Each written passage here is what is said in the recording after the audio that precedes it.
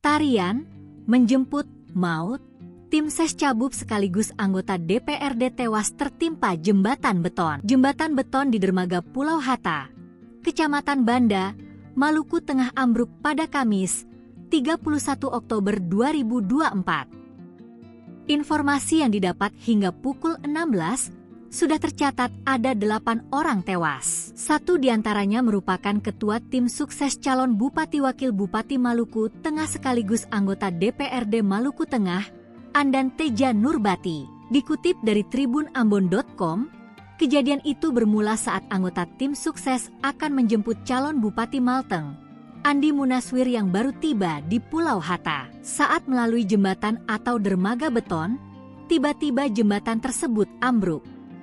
Korban semua tercebur ke laut. Laut itu dangkal karena masih dekat sekali dengan bibir pantai.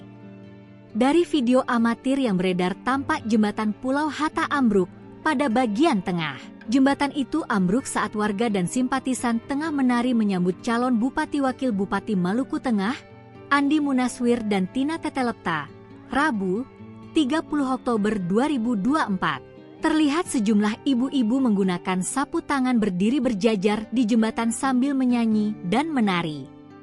Mereka berdiri memanjang dari jembatan yang berada di tepi pantai hingga ke bagian tengah di atas laut. Saat sedang menari, tiba-tiba bagian jembatan beton roboh pada bagian tengah.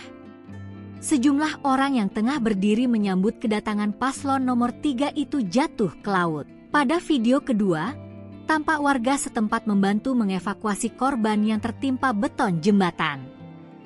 Terdapat beberapa tiang yang digunakan untuk mengangkat beton yang menimpa korban di bawahnya.